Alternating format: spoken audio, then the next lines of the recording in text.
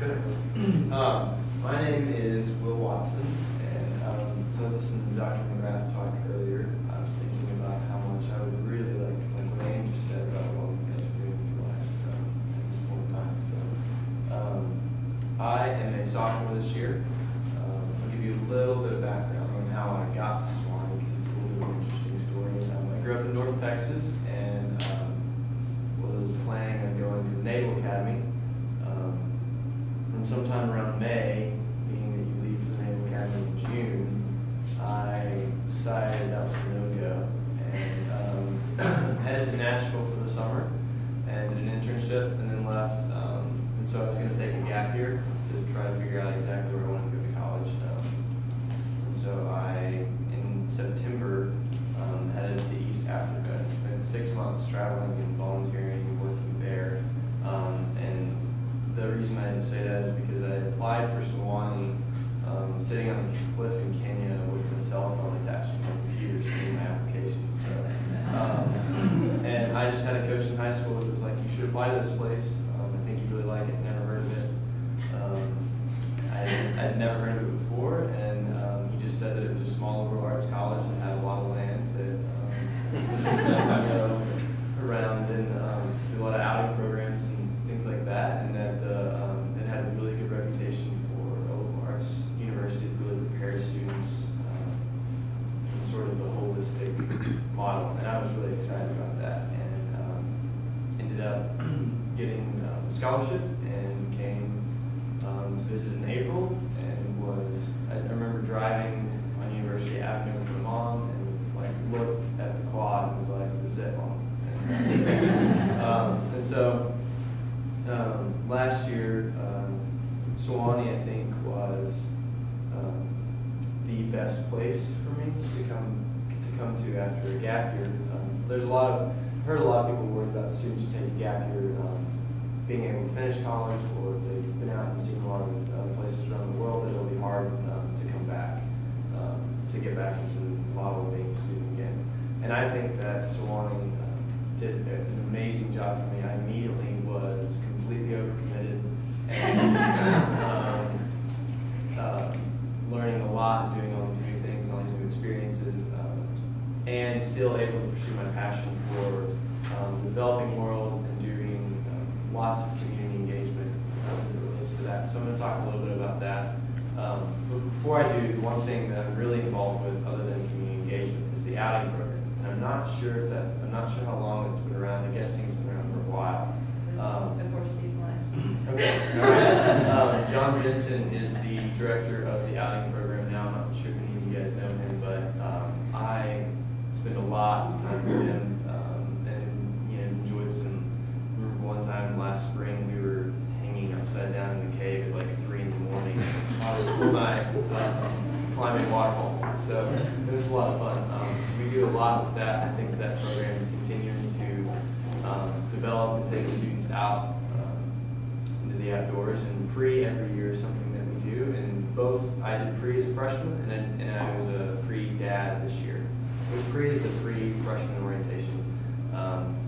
And both years I've had students in my family that have said, this is the first time I've ever camped outside. So that's a special thing for me because I get so much out of it. But the community engagement side of things with my time in East Africa, that was something that I was really, really, that's something that's really important to me and has a lot to do with what I believe about the world and where I'm going. So I'm planning on being a double major, we'll see, in international and global studies with a concentration in international development, and then an art major with a concentration in documentary photography. We'll see if that happens. But with that, I have had the opportunity to go to Haiti twice now, once with Dr. McGrath and once with Dixon Myers in the outreach office. And I am really excited about that, where that is going. Both the outreach office and their trips to Haiti and the biology and art departments and their trips to Haiti are really, I think, interested, and it's very important to them that Sewanee students are not only learning but also doing a lot in Haiti for the Haitians, with the Haitians in that sort of development. So the outreach office is doing a lot lot of new programs, microfinancing programs that Sewanee students will support and will plan and implement. And that's going to start happening, I think, this spring break for the trip to Haiti. And then the Sewanee Summer Institute is something that I'm really excited to be a part of. We went to Haiti in May after graduation last year. And that was an absolutely phenomenal experience. We spent 12 days at Sewanee Sante doing photography work and public health work and planning. And I think the purpose of that trip was to plan the Summer Institute in Haiti.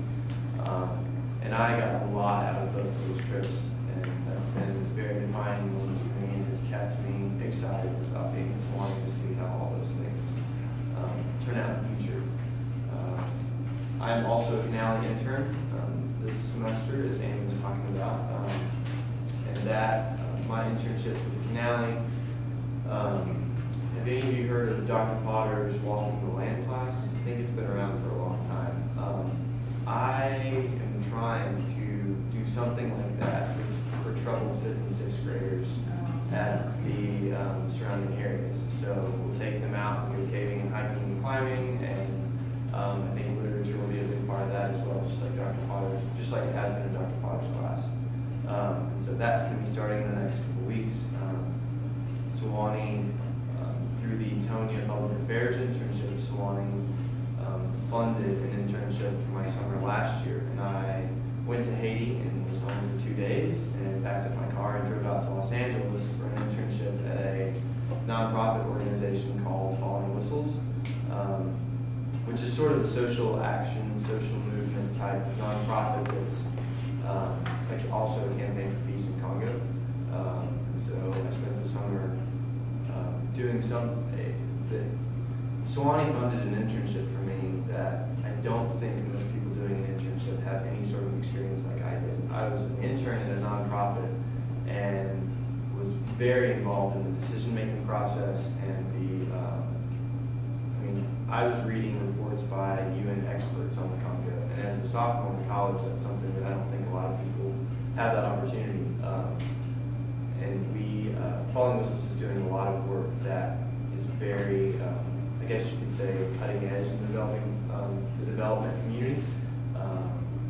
And through that, I've had a lot of opportunities and made a lot of connections, and I'm really excited about where that goes. And actually, this last week, the director of Falling Whistles came to Sewanee to speak, and I've heard from every student that I've talked to that heard him speak that it was a phenomenal experience. And I think that only at Sewanee would a student who wanted to bring that sort of person have that opportunity to just go talk to Dean Hartman and say, hey, I know this guy, he's an amazing guy, brilliant and passionate, and I'd like him to come talk to all my friends, and they made it happen. And You made it happen. well, I mean, just the excitement of how bringing somebody like that to Sewanee, that was a really, I think, exciting thing last week. So